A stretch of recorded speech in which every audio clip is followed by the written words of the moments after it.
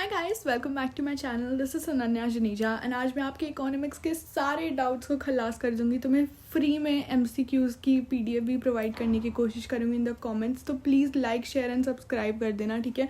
क्योंकि ये वीडियो मैं तीसरी बार बना रही हूँ, पता नहीं क्या हो रहा है, मेरी वीडियो उड़ी जा रही है, मेरे फ़ोन में कुछ हो गया है, मेरे फ़ोन का दिमाग ख़राब हो गया है।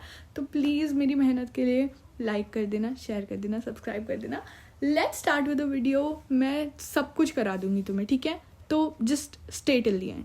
सबसे पहला डाउट जो तुम लोगों को आ रहा है, दीदी कैसे रिवाइज करें चैप्टर्स, मैं तो सब कुछ भूल रहा हूँ, क्या करूँ, कैसे करूँ। अरे भाई, तुमने खुद के नोट्स बनाए, स्पेशली क्या तुमने खुद के 1 पेज नोट्स बनाए? क्योंकि अगर तुमने खुद के 1 पेज नोट्स नहीं बनाए तो तुम कर क्या रहे हो? जब भी कोई यूट्यूब वीडियो देखो, कुछ भी करने बैठो चैप्टर के, जब तक तुम बुलेट पॉइंट्स में अपना वो स्पेसिफाई नहीं कर सकते ना पूरे चैप्टर को, या फिर तुम मेन पॉइंटर्स उसमें से नहीं निकाल सकते ना, तब तक तुम्हें पढ़ाई क्या है? तब तक तुमने पढ़ाई क्या है, मुझे बताओ।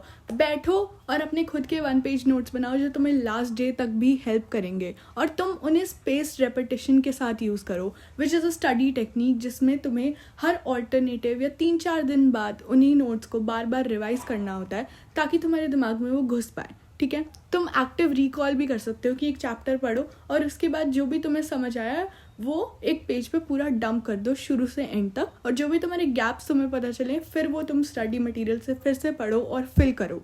तुम्हें ये सारी चीज़ें पता होनी चाहिए। अगर नहीं पता तो आप पता कर लो, बट गो एंड स्टडी। खुद के नोट्स बनाने के लिए मैं तुम्हें इसलिए कह रही हूँ क्योंकि मेरे साथ खुद हुआ है। मैंने दूसरों के नोट्स यूज़ करके देखे हैं और मेरे लिए वो हेल्पफुल नहीं होते हैं। खुद के notes are the most helpful, क्योंकि लोग कभी कभी जो भी होता है वो मिस कर देते हैं, बहुत सारे पॉइंटर्स मिस कर देते हैं जो कि होने चाहिए, जो हमें पता होने चाहिए। एंड खुद के नोट्स जब हम बनाते हैं तो हम एक्टिवली एंगेज कर रहे हैं, ठीक है। ऐसे नहीं कि जो लिखा है उसे ही सेम लिख दो, उन्हें सबसे कम वर्ड्स में स्पेसिफाई करने की कोशिश करो, और ये तुम्हें एमसीक्यू में भी बहुत ज़्यादा हेल्प करेंगे।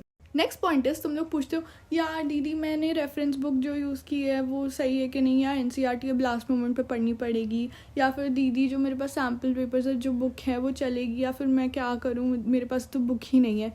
तुम्हारे पास जो भी सैम्पल पेपर की बुक है, टुगेदर विद है, एडोकार्ट है, या फिर ओसवाल है, जो भी बुक है चलेगी। बस साथ में सीबीएसई के सैम्पल पेपर्स कर लेना, वो सीबीएसई के साइट पे तुम्हें मिल जाएंगे, वो बहुत इंपॉर्टेंट है। स्पेशली लास्ट 3 ईयर के कर लोगे तो यू आर सॉर्टेड। एंड अगर तुम्हें रेफरेंस बुक की बात है तो देखो, रेफरेंस बुक तुम्हारे पास जो भी है, टीआर जैन है, संदीप गर्ग है, good to go, you are good to go, बहुत अच्छे से, ठीक है, no problem at all. The only problem that I have is कि मेरे लिए खुद संदीप गर्ग डिडंट वर्क। मैंने पूरी रीडिंग की थी, मुझे लगता है एनसीईआरटी रीडिंग करना इज़ वेरी इंपॉर्टेंट। और अगर तुमसे एनसीईआरटी रीडिंग नहीं हो रही है तो I would recommend you Neha Jangid ma'am. She is an amazing teacher, उन्होंने पूरी एनसीईआरटी रीडिंग कर रखी है। मैं रिग्रेट करती हूँ कि मैंने उनकी पूरी सीरीज़ फॉलो क्यों नहीं की। एंड अगर तुम्हें उसमें भी दिक्कत है तो तुम सुनील पांडा सर के वीडियोस देख सकते हो, not a problem at all. उनकी एनसीईआरटी रीडिंग अगर उन्होंने करा सकती है वो देख सकते हो, बट मैं रिकमेंड करूँगी कि देख के जाना प्लीज़, क्योंकि अंदर अंदर से क्वेश्चंस बनते हैं, ठीक है। तो दैट इज़ इट। पर मैं ये बिल्कुल रिकमेंड नहीं करूँगी कि तुम एक बुक से इधर जंप कर रहे हो, ये पढ़ रहे हो, वो पढ़ रहे हो, ऐसे कर रहे हो। नहीं, जब तक तुम्हारी एक बुक ख़त्म नहीं होती तुम दूसरी बुक पे जंप नहीं करोगे। That is what I truly believe. अब मेरी ये टिप जो है ये तुम्हें 2 सिचुएशंस में सबसे ज़्यादा हेल्प करेगी, and it is like a life saver. First situation जब तुम्हारे पास कंटेंट की कमी हो, और सेकंड सिचुएशन जब तुम्हें टीचर को इम्प्रेस करना हो, एंड दैट इज़ कि तुम रियल लाइफ एग्जाम्पल्स यूज़ करो, या फिर तुम जो भी तुम्हारा कंटेंट है उसे रियल लाइफ से रिलेट करो। जैसे अगर गवर्नमेंट बजट का आ जाए या इन्फ्लेशन का कुछ क्वेश्चन आ जाए, जो भी आए, तुम जो रियल लाइफ एग्जाम्पल्स हैं, स्टैट्स है, तुमने कुछ रिसर्च से पढ़ा है, या जो भी तुम्हारे टीचर्स ने, जैसे मेरे ट्यूशन टीचर बहुत कुछ बताते थे, एक्स्ट्रा बताते थे जो बहुत हेल्पफुल होता था। तो तुम ना रेलेवेंट इन्फॉर्मेशन अगर डालोगे ना, तो वो इकोनॉमिक्स के टीचर है, उन्हें लगेगा ओके इन्होंने पढ़ा है, इन्हें पता है कि what is the actual economic and social state of the world, ठीक है। तो that would be really helpful. तो ये चीज़ तुम तब भी यूज़ कर सकते हो जब एक क्वेश्चन है तुम्हें समझ ही नहीं आ रहा, भाई इसमें तुम्हें पता है इससे ज़्यादा कंटेंट डल ही नहीं सकता, एग्जाम्पल डाल दो। एंड बहुत अच्छे एग्जाम्पल्स डाल सकते हो तुम। Let me know some different examples जो कि तुम्हें लगता है तुम डिफरेंट चैप्टर्स में डाल सकते हो, एंड मैं तुम्हें बताऊंगी तुम सही बता रहे हो या नहीं। अब आता है कि दीदी मेरा तो इकोनॉमिक्स का पेपर कभी टाइम पे हुआ ही नहीं, मेरा प्री बोर्ड्स पे भी कभी टाइम पे पूरा नहीं हुआ, मैं कैसे करूँगा। देखो, time management in theory exams is really difficult and sample papers जब तक तुम नहीं लगाओगे नहीं हो पाएगा. तो बैठ के तुम्हें एटलीस्ट 3 से 4, एक्चुअली अभी तो तुम्हारे पास बहुत टाइम है, जितने सैम्पल पेपर्स तुम लगा सकते हो लगाने की कोशिश करो. स्पेशली इकोनॉमिक्स में तुम अगर इकोनॉमिक्स को टाइम नहीं दोगे तो वो तुम्हें मार्क्स नहीं देगा. इट्स नॉट अ सब्जेक्ट जिसमें तुम बहुत इजीली, जैसे BST है ना, उसमें तुम लास्ट में भी पढ़ के मार्क्स ला सकते हो. बट आई थिंक इकोनॉमिक्स को आपको पढ़ना पड़ता है, रिलीजियसली पढ़ना पड़ता है एटलीस्ट 1-2 महीने पहले से. ठीक है, तो अगर तुम अभी भी शुरू कर रहे हो तो हो जाएगा, इसी दिक्कत नहीं है. बट देन तुम्हें दूसरे लोगों से एक्स्ट्रा टाइम डालना पड़ेगा अगर तुम्हें 100 आउट ऑफ 100 चाहिए, क्योंकि इट नीड्स डेडिकेशन. और तुम्हें सैम्पल पेपर्स लगाना is the best way to do it. जब तुम सैम्पल पेपर्स लगाओ तो तुम अपनी मिस्टेक्स भी चेक कर लेना साइड बाय साइड, एंड तुम्हें पता चलेगा कि तुम्हें एक्चुअली में प्रेजेंट कैसे करना है. ठीक है, अब मैं तुम्हें पेपर प्रेजेंटेशन टिप्स भी दे देती हूँ. सबसे पहली चीज़, तुम्हारे पास ना पूरी बुकलेट है. ठीक है, तो तुम्हें पेपर बचाने की कोई ज़रूरत नहीं है. अगला क्वेश्चन अगली उससे शुरू कर सकते हो, कोई दिक्कत नहीं है. मैं कितनी बार बताऊँ तुम्हें, नेक्स्ट पेज से शुरू कर सकते हो दूसरा क्वेश्चन. ठीक है, उसके नीचे करने की कोई ज़रूरत नहीं है. जब भी क्वेश्चन हो उसमें हाईलाइट करो, अंडरलाइन करो वर्ड्स को बहुत अच्छे से, नीट एंड क्लीन तरीके से. मार्जिन बना सकते हो दोनों side if you want, better रहेगा, थोड़ा नीट एंड क्लीन दिखेगा एंड तुम्हारा कंटेंट भी थोड़ा ज़्यादा लगेगा. ठीक है, प्लीज़ कोई भी काटा पिटी नहीं करनी है, और अगर एक क्वेश्चन ख़त्म हो तो लाइन खींच देना. ये सारी पेपर प्रेजेंटेशन टिप्स बहुत हेल्पफुल है. प्लस फ्लो चार्ट्स जहाँ बना सकते हो, एग्जाम्पल के साइड में डायग्राम जहाँ बना सकते हो, कुछ भी माइंड मैप बना सकते हो, ग्राफ बना सकते हो. तो ग्राफ बनाने हैं. देखो, अब नेक्स्ट पॉइंट है जो कि इंडियन इकोनॉमिक डेवलपमेंट से थोड़ा ज़्यादा रिलेटेड है, एंड दैट इज़ कि क्या हमें जो भी स्टैट्स दिए हुए हैं या फिर जो भी नंबर्स दिए हुए हैं, जो भी इंफॉर्मेशन दी हुई है, क्या वो लर्न करनी है. तो जब मैं तुम्हारी पोजीशन में थी मैं भी ये सोचती थी, क्या वो इंडिया, पाकिस्तान और जो चाइना वाला चैप्टर उसमें सब लर्न करके जाना पड़ेगा, क्या इलेक्ट्रिसिटी रेट सब लर्न करके जाना पड़ेगा, जो भी ह्यूमन वाला चैप्टर है उसमें सब कुछ लर्न करके जाना पड़ेगा. नहीं, ऐसा नहीं है.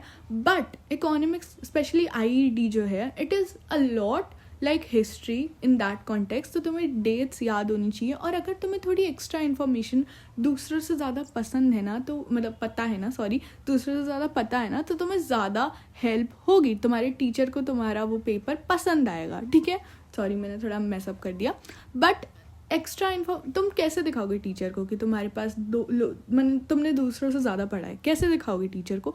जब तुम थोड़े एक्स्ट्रा डेट्स मेंशन करोगे, या फिर तुम कुछ एक्स्ट्रा स्टैट्स या फिर कुछ भी मेंशन करोगे, तो आई वुड से कि बेटर है. अगर स्पेशली तुम्हें डेट्स याद हो या फिर ईयर याद हो, वही होती है सेम चीज़, या फिर जो भी नाम हो, जैसे वॉर हो या कुछ भी हो, वो याद हो. और उसके लिए I will try to find कि मैं तुम्हें कहीं से निकाल दूँ सारी इन्फॉर्मेशन. मेरे को याद तो है, मैंने पिछले साल सारी डेट्स मेरे पास थी, पर मेरे को ढूंढनी पड़ेंगी. तो कमेंट्स में लिख देना, याद दिला देना, दीदी प्लीज़ कहीं से भी ढूंढ के दे दो, और मैं तुम्हें डेफिनेटली ढूंढ के दे दूँगी. और MCQs भी मैं दे दूँगी जो तुम सॉल्व कर सकते हो. वो तो मेरे पास पड़े ही हुए हैं, उसकी चिंता नहीं करनी. वो तो मैं तुम्हें कमेंट्स में दे दूँगी. वो MCQs तुम्हें बहुत ज़्यादा हेल्प करेंगी, इवन CUET में भी, बोर्ड्स में भी. तो वो ज़रूर से लगा के जाना अगर तुम्हें MCQ की कमी हो रही है तो.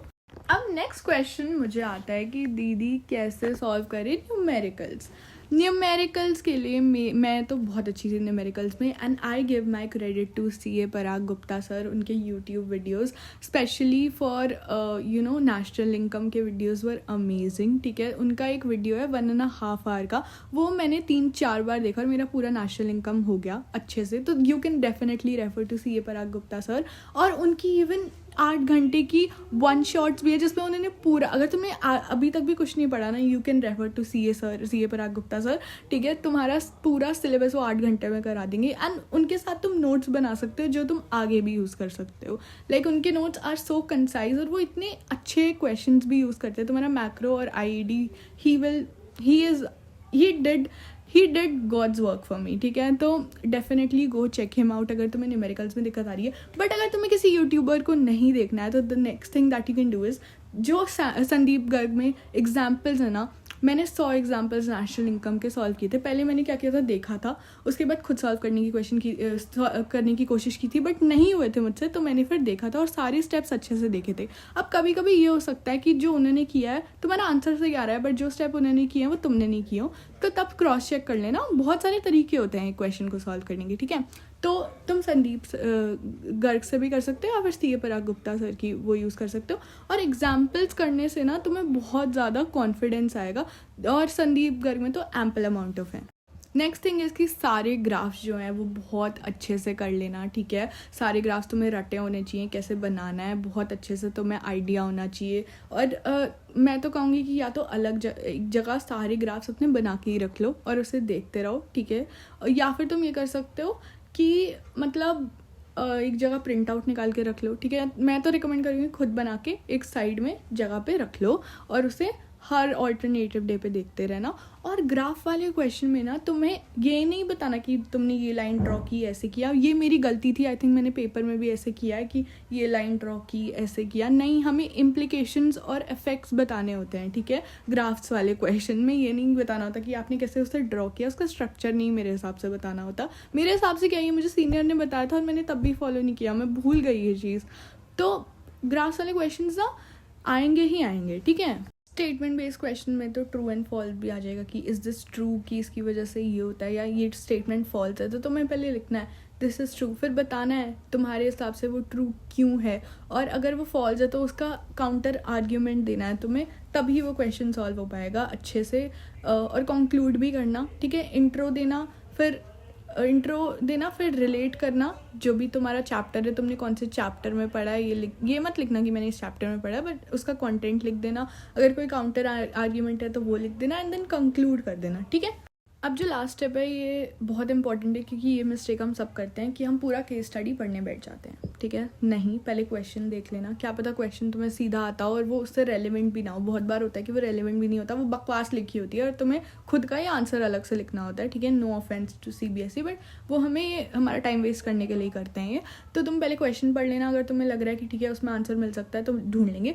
और अगर तुम्हें डायरेक्ट आंसर भी मिल रहा है ना उसमें, तो तुम्हें डायरेक्टली नहीं लिखना है, तुम्हें अपने वर्ड्स में लिखना है, तुमने जो खुद से समझा है वो लिखना है, एक्स्ट्रा इन्फॉर्मेशन भी ऐड करनी है। सबसे बड़ी गलती मैंने इंडियन इकोनॉमिक डेवलपमेंट में यही की थी कि मैंने एग्जैक्ट लिख दिया था।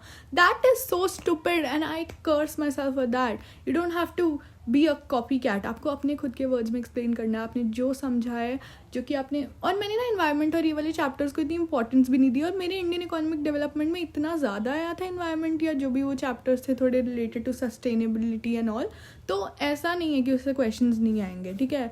तो उसको भी अच्छे से पढ़ के जाना, कार्बन और ये सब, क्योंकि आई थिंक ये बहुत रेलिवेंट है।